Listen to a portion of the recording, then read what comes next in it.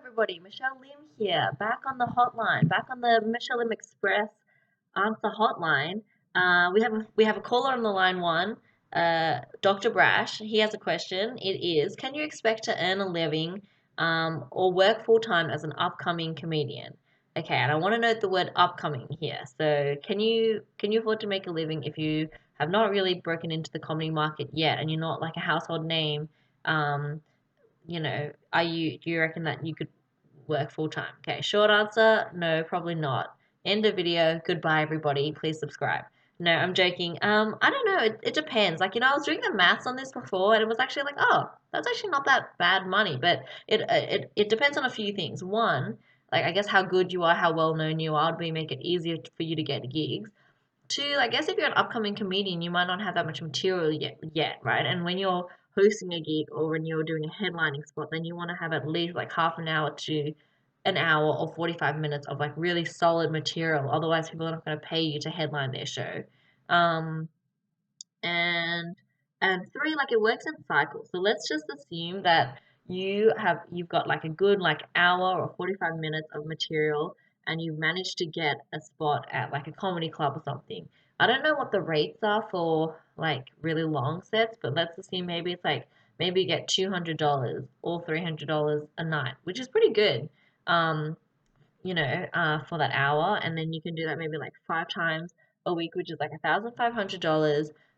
But the thing is, you're not going to be doing that. They're not going to book you on for the whole month unless you're like, a special guest who's from out of town. Even then, they usually only do like maybe two shows or something, or they do it on like a weekly or bi-weekly slash fortnightly basis where they'll put you on, but then they won't get you back for a little bit because with comedy, they always want new people. So you have to keep that in mind as well. So it's not only just how much you're going to get paid, but it's like the frequency of your work as well.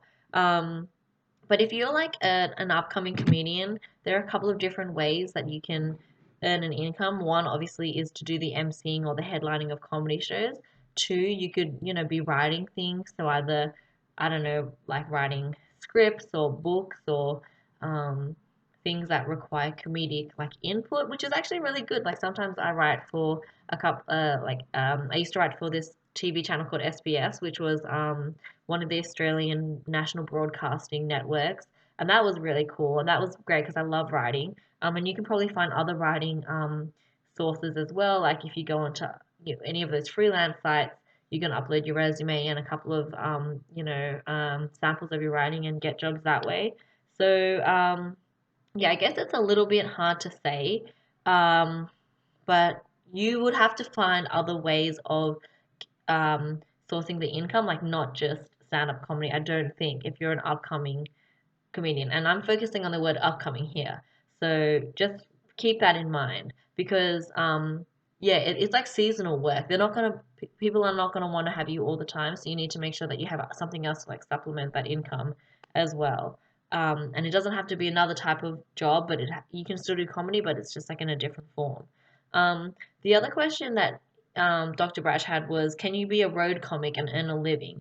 So a road comic is someone that just kind of like travels around and does like comedy shows, which is really cool, and I'd love the opportunity to do that sometime.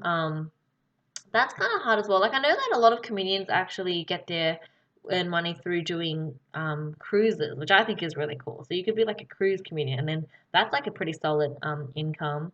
And then you just stay on the cruise boat, and then you don't have to pay for accommodation, and you get free food, and then you just do the cruises. But again, I think that might be, like you would need to look at the seasonality of that work as well. So I have not really looked into performing in Auckland, Singapore, Hong Kong, or the wider Asian region. I think that if you, um, I think that if you were looking at kind of performing in Asia, that you would probably have to have some sort of particular draw. And I looked up this guy, Des Bishop. He's really funny. I've actually either met him or maybe I've just seen him a couple of times.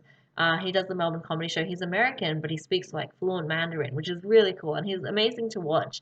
And he's really funny in English and Mandarin. But I think that if you wanted to break into the Asian market, you would have to have something like that. Like, if you can speak one of the languages, like Mandarin or Japanese, Thai, whatever, Vietnamese, in that region, then I think that would be make you really popular. But if you're just like an English speaking comedian, Yeah, it's okay. Like I did comedy when I was in Taiwan, and there were a couple of comedy clubs that had English speaking comedians, but I just don't think that there's a big enough market for like expats living in a different country that they want to go and see the same comedian all the time. So, however, if you were speaking like the local language, then that might be better because then there's a bigger market and people would be going more people would be going more often.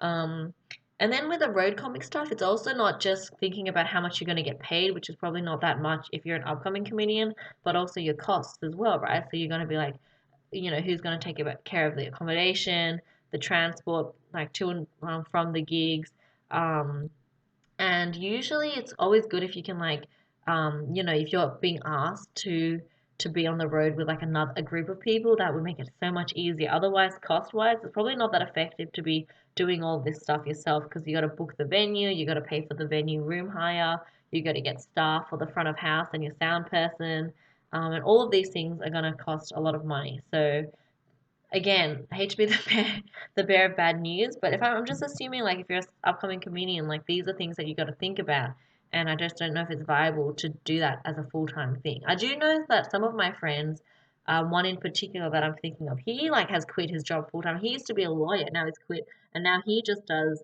um, comedy, but again, like I'm not sure like what his like living situation is and things like that, um, and how much money he's saving. But if that's what he wants to do, that's really great for him. So yeah, so I guess that's the answers to your questions. But as I said before, I do want to do a video about like just breaking down the costs of how to like run and produce your own show, and that will give you guys a bit of an idea of like what the margins are for writing and producing a show.